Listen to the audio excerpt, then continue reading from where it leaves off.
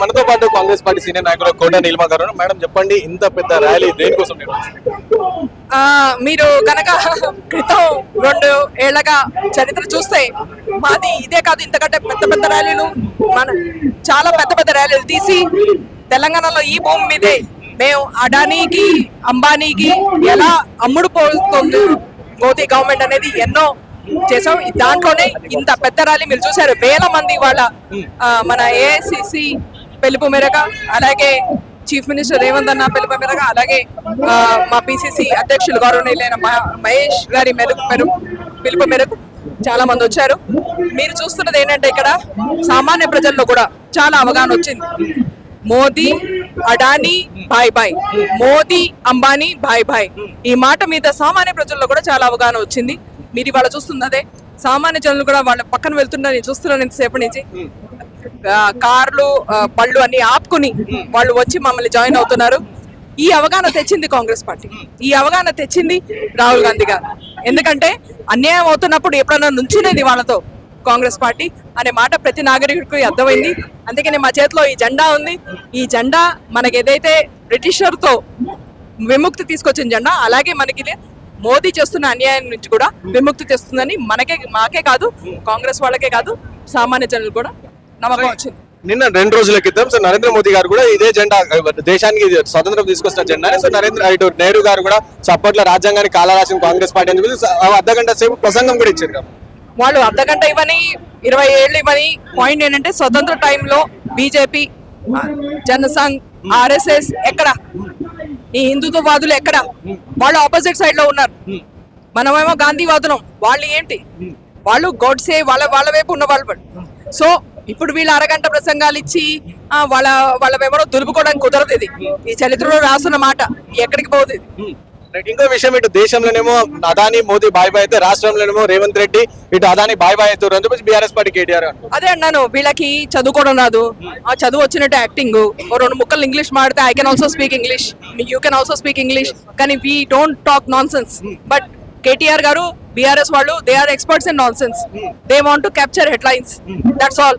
They will constantly keep doing mischief. When you are talking about Modi, Adani, bye. If they are attacking Congress, అంటే ఏంటి? మీరు మోదీతో ఉన్నారా, అడానీతో ఉన్నారా? ముందర చెప్పండి. ఇంకో విషయం, ఇటు రాష్ట్రంలో కూడా ఢిల్లీ టూరిజం ఒకటి నడుస్తా ఉంటే, జైల్ టూరిజం ఒకటి నడుస్తా ఉంది. అండ్ రేవంత్ రెడ్డి గారు కూడా గడిగడికి ఢిల్లీకి వెళ్ళి అక్కడ బీజేపీ నాయకులనే కలుస్తున్నారు అని చెప్పేసి నిన్న కేటీఆర్ కూడా ఆరంభిస్తాం. కేటీఆర్ గారికి నా అడ్వైస్, ఇక్కడ మెడికల్ టూరిజం కూడా నడుస్తుంది, కొంచెం మెంటల్ హెల్త్ చెకప్ చేయించుకోండి please. That's my advice to him. So ఇంకో విషయం, నిన్న ఇటు అతని 55 రూపాయల ఈ కార్ రేస్ కేట్స్ లో సో అతన్ని కూడా అరెస్ట్ చేస్తారు అని చెప్పి వస్తున్న వార్తలు. నిన్న సవాల్ వేయడం కూడా దమ్ముంటే అరెస్ట్ చేసుకోని చెప్పి కేటీఆర్ నిన్న అసెంబ్లీలో. ఇది దమ్ము గిమ్ము, ఇది బీఆర్ఎస్ పాలన కాదు. అంటే దమ్ముండి చేయడం, గుండాగర్ది మాటలు ఏంది? So called educated person, this is the way he should talk. He should understand there is a rule of law, and even the CM said there is a rule of law. KTR or anybody who has illegally done something will follow the rule of law. The government will follow, and the police will follow, and the enforcement agencies will follow. దాంట్లో ఏముంది? దమ్ములు ఈ మాట్లాడు. I mean ఇదేమన్నా BRS పాలన ఇది? గుండాల పాలన ఇది?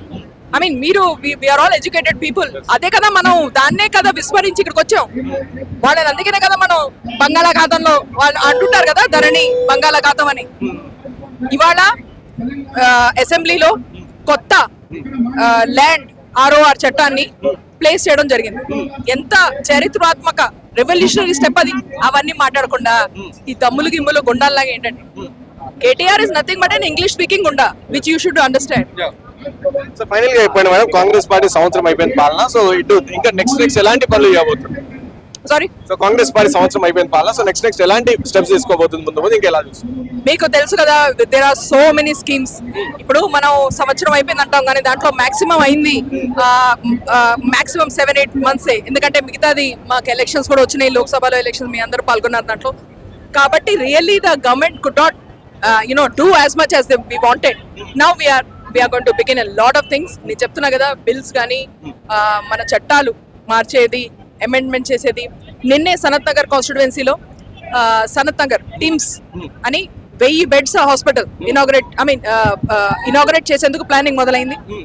This will be inaugurated next very soon in few months. So ఎలాంటివంటే ప్రజలకు సొంతంగానే అర్థమవుతుంది పాలనలో ఏం చేంజెస్ ఉన్నాయో.